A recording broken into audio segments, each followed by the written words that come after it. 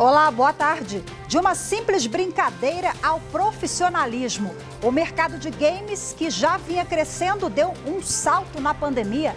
Ao mesmo tempo que apareceram novos jogadores, casos envolvendo irregularidades em contrato de jogadores têm chegado à Justiça. Esse é um dos destaques do Jornal da Justiça, primeira edição de hoje. Vamos agora aos outros. Supremo Tribunal Federal declara inconstitucional tarifa de cheque especial não usado. Conselho Nacional de Justiça cria Comitê de Governança de Segurança da Informação e Crises Cibernéticas. O comitê deve propor e acompanhar estratégias, metas e ações de segurança da informação e apresentar os resultados dos trabalhos. E ainda, Superior Tribunal de Justiça uniformiza entendimento sobre a base de cálculo para remissão de pena para presos que estudam.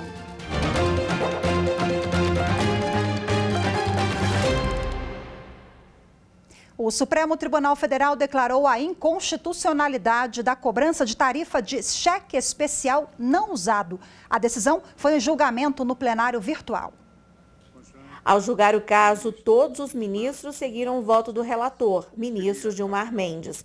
No ano passado, em decisão liminar, ele já havia suspendido a regra estabelecida em resolução do Conselho Monetário Nacional, que permitia a cobrança de tarifa do cheque especial, mesmo não usado.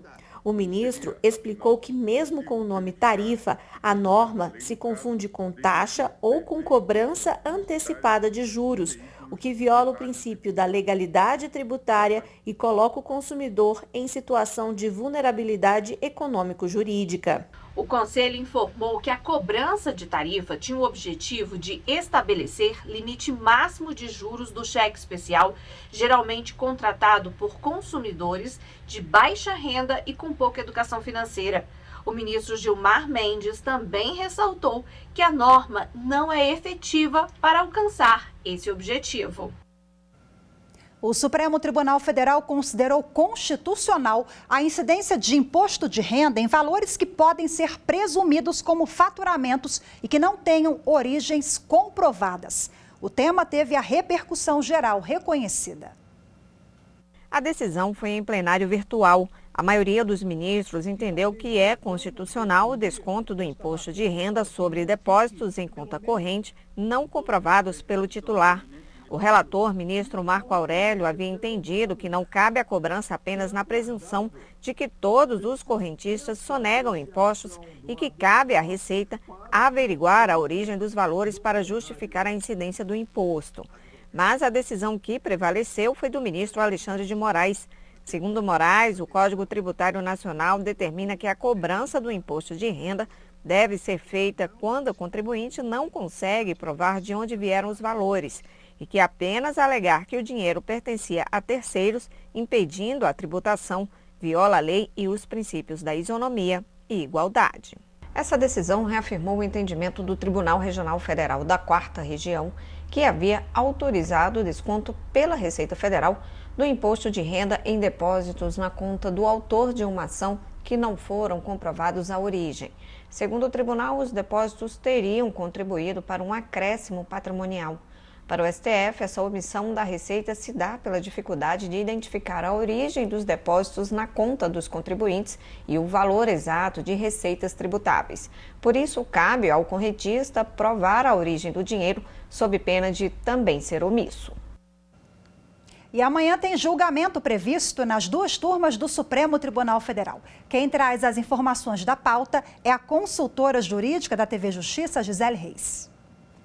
O primeiro item que pode ser julgado na primeira turma é o recurso que foi apresentado pelo ex-governador do Distrito Federal, José Roberto Arruda. Ele foi condenado por ter falsificado 4 recibos para justificar o recebimento de R$50 mil de Durval Barbosa, ex-secretário de Relações Institucionais do DF e delator do esquema de corrupção que foi revelado pela Operação Caixa de Pandora. A defesa busca reverter essa condenação. Em outro caso, o município de Espírito Santo do Pinhal, que fica no interior de São Paulo, alega que a decisão da Justiça do Trabalho sobre o pagamento de verbas trabalhistas descumpriu decisão do Supremo sobre precatórios. Já as Centrais Elétricas de Goiás questionam a decisão do TST sobre responsabilidade subsidiária em terceirização. Na segunda turma, os ministros do STF devem analisar recursos envolvendo a Lei de Drogas.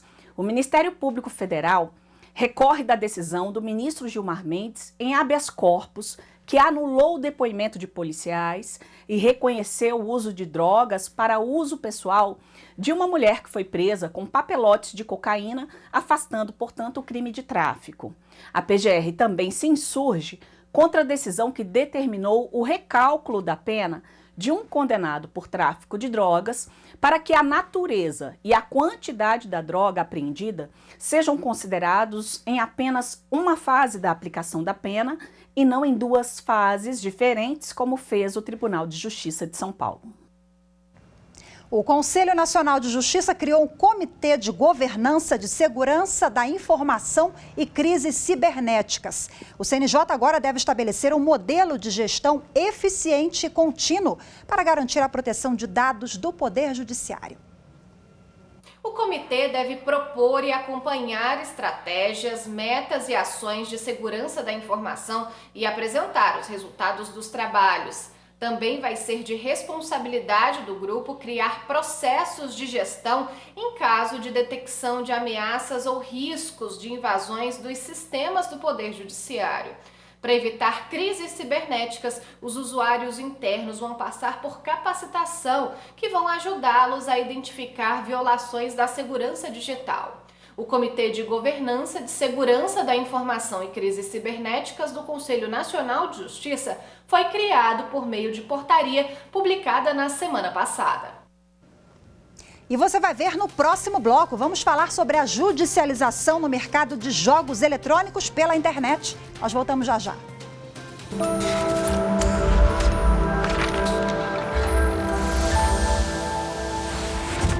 A Constituição é um termo jurídico talvez o mais importante dos conceitos do direito, uma vez que significa norma superior a todas as outras e que regula o modo pelo qual as leis serão feitas e como será conduzido o direito em uma determinada sociedade. A Constituição de 1988 teve um grande avanço nos direitos e garantias fundamentais e ficou conhecida como Constituição Cidadã.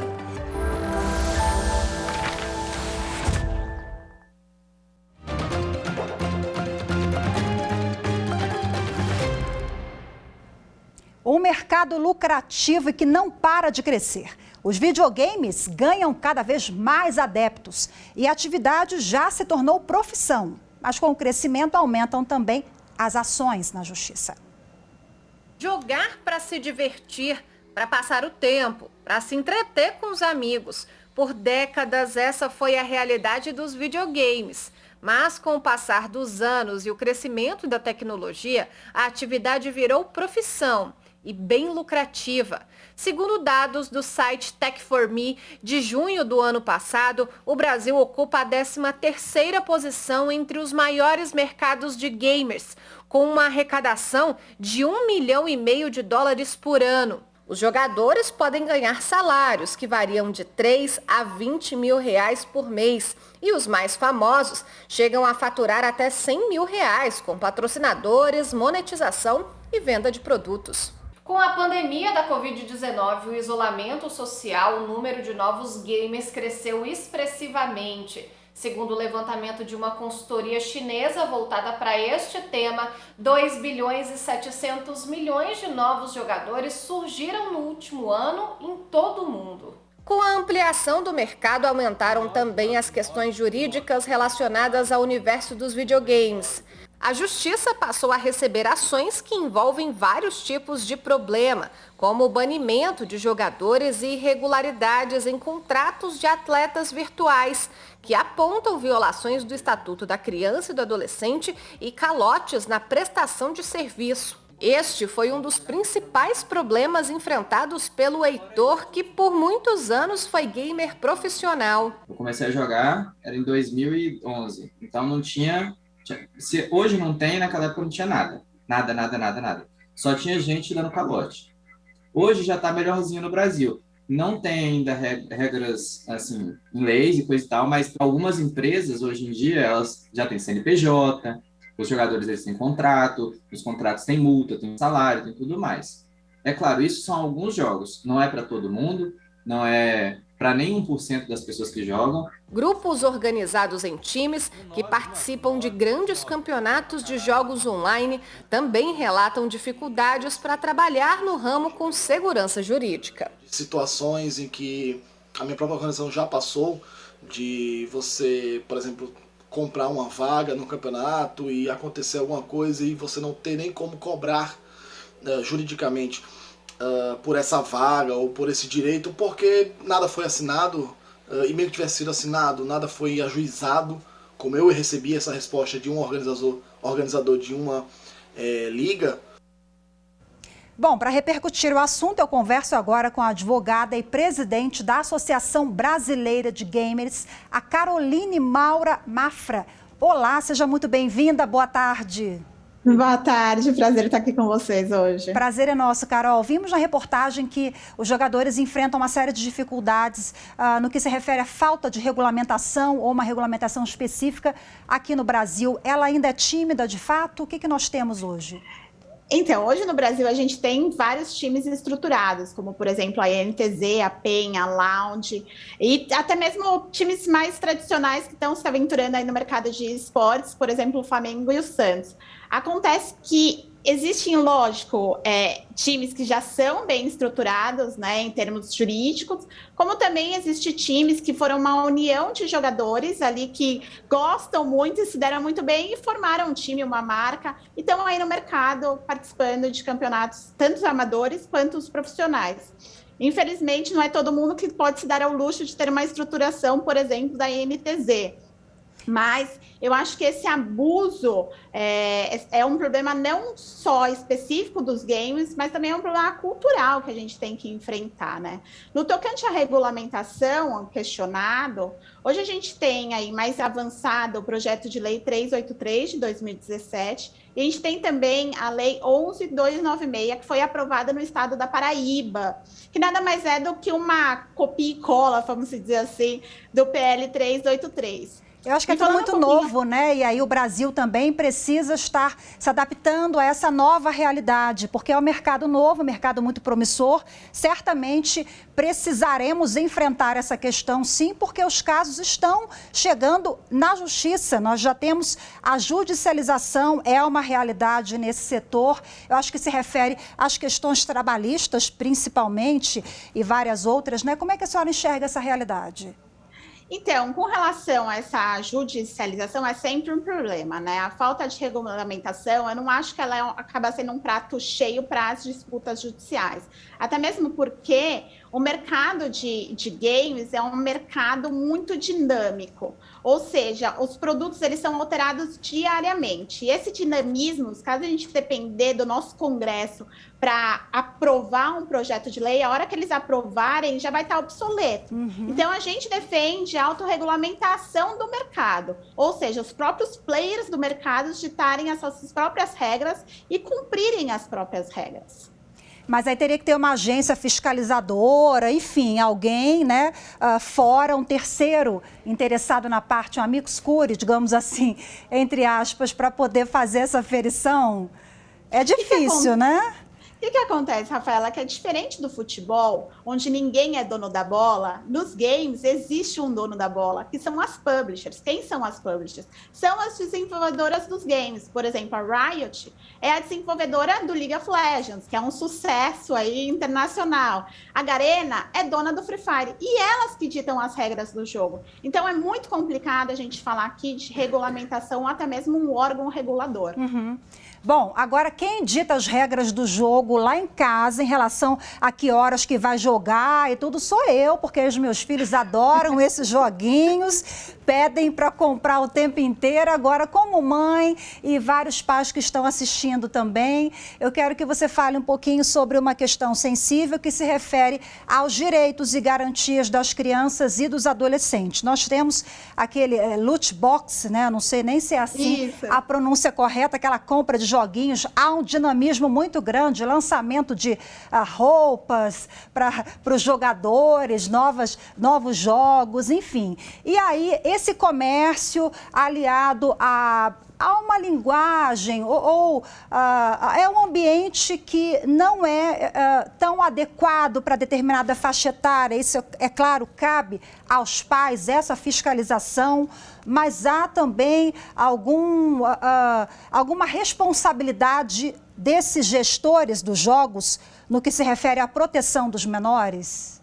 Então, é importante a gente entender o que são as lot boxes. As lot boxes nada mais são do que caixas que são vendidas ali em determinado jogo que tem um conteúdo aleatório, né? Então, você adquire a caixa e você não sabe o que vai ter dentro. Pode ter uma skin, né, que são as roupinhas, ou até mesmo uma arma diferente ali que pode dar um certo poder para um jogo. Mas a grande discussão aqui é se as lot boxes podem ser configuradas como um jogo de azar, né? Pois se for, há a proibição da sua utilização decorrente do Estatuto da Criança e do Adolescente. O que nós sabemos é que há países que consideraram as lot boxes como uma forma de aposta. Por exemplo, a Holanda e a Bélgica. E, por consequência, tiveram a remoção dessas caixas dos seus jogos. Resta saber como que o Brasil vai se posicionar com relação às lot boxes. Enquanto não há regulamentação, e aí trazendo um pouquinho a sua situação, né, que é a situação de muitos pais, é importante os pais entenderem como funciona a dinâmica do jogo. Isso porque muitos jogos, nada se paga para jogar, ou seja, a criança faz o download e começa aquela diversão de forma gratuita. Então, a compra da lot box, ela é uma opção do jogador, né? E ela depende de um cartão de crédito que já esteja pré-cadastrado. Ou seja, provavelmente esse cartão de crédito é do adulto. Então, eu acho que é interessante os pais conversarem com seus filhos e ditar ali as suas próprias regras do jogo. Mas a gente está no caminho certo, né? Já existe uma associação, a Associação Brasileira de Games.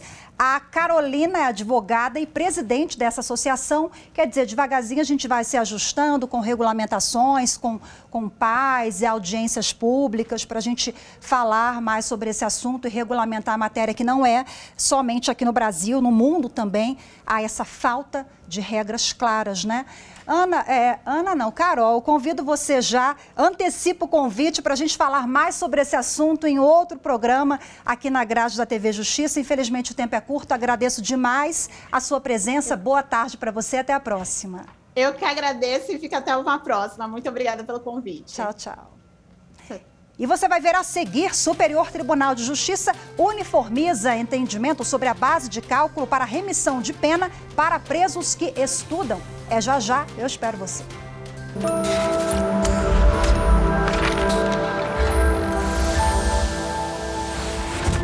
Promulgada após o período de autoritarismo, censuras, violações de direitos e morte, que foi a ditadura civil-militar brasileira, a Constituição Federal de 1988 representa um marco fundamental na história do Brasil, pois tem como princípio estruturante um Estado democrático de direito, das liberdades democráticas.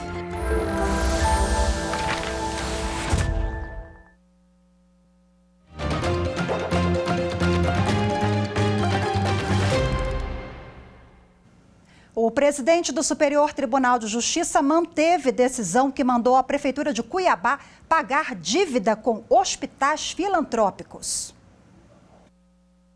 O presidente do Superior Tribunal de Justiça, ministro Humberto Martins, manteve os efeitos de uma decisão que obrigou a Prefeitura de Cuiabá a pagar 14 milhões e meio de reais referentes a convênios firmados com hospitais filantrópicos para o atendimento da população pelo Sistema Único de Saúde, o SUS. A dívida se refere ao período de julho a outubro de 2020. O Ministério Público Federal ajuizou a ação civil pública e o juízo da Terceira Vara Federal de Mato Grosso deferiu uma liminar determinando o pagamento de valores devidos ao Hospital do Câncer e ao Hospital Geral Universitário, mantidos por entidades filantrópicas. Se a ordem não fosse cumprida, a União deveria descontar os valores da próxima transferência do Fundo Nacional de Saúde e depositá-los em juízo. A Prefeitura diz ter pago os valores, mas diante da informação de que ainda haveria dívida em aberto, o juízo determinou o cumprimento integral da liminar sob pena de aplicação de penalidades. A liminar foi mantida pelo Tribunal Regional Federal da Primeira Região. No pedido de suspensão no STJ, a Prefeitura alegou que a liminar é lesiva para as finanças do município, porque se os pagamentos não forem feitos, as verbas do Fundo Nacional de Saúde para Cuiabá podem ser bloqueadas, desorganizando o sistema de saúde em meio à pandemia da Covid-19.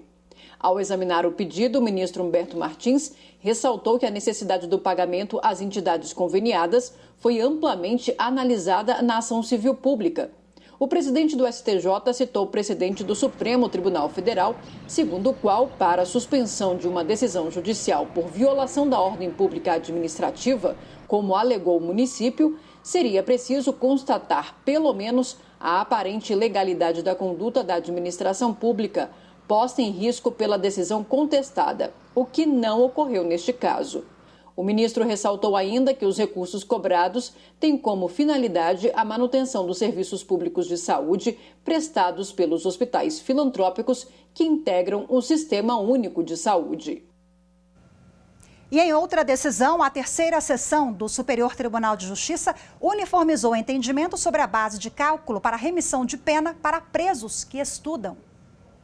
O colegiado unificou o entendimento entre as turmas criminais do STJ e estabeleceu que a base de cálculo para remissão de pena pelo estudo, no caso de presos que estudam por conta própria e conseguem aprovação nos exames nacionais que certificam a conclusão do ensino fundamental, deve ser de 1.600 horas e de 1.200 horas para o ensino médio ou educação profissional técnica de nível médio.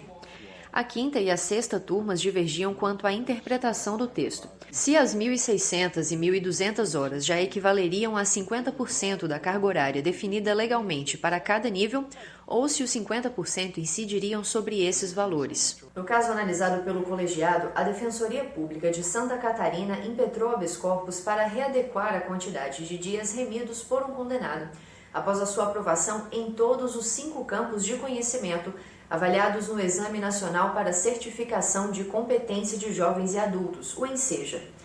As instâncias ordinárias deferiram a remissão de pena pela aprovação no exame, mas fixaram a quantidade de 88 dias remidos. O autor do voto que prevaleceu no STJ, ministro Reinaldo Soares da Fonseca, entendeu que a base de cálculo de 50% da carga horária, definida legalmente para o ensino fundamental e prevista na Recomendação 44 de 2013 do Conselho Nacional de Justiça, é 1.600 horas, a qual, dividida por 12, resulta em 133 dias de remissão, em caso de aprovação em todos os campos de conhecimento do ENSEJA.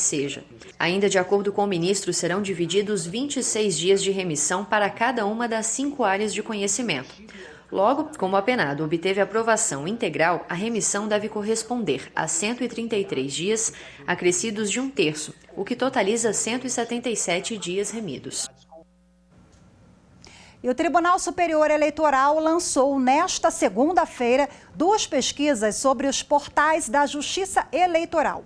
O objetivo é coletar colaborações para aprimorar os sites do TSE e dos 27 tribunais regionais eleitorais. São 2 formulários. O primeiro é voltado ao público geral e o segundo é exclusivo para pessoas com deficiência.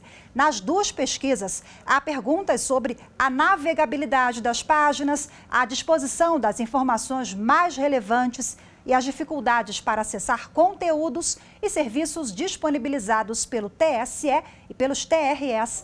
As contribuições podem ser enviadas até o dia 12 de maio. E hoje ficamos por aqui. Muito obrigada pela sua companhia. Uma excelente semana para todos nós. Eu te espero amanhã. Tchau, tchau. Boa tarde para você.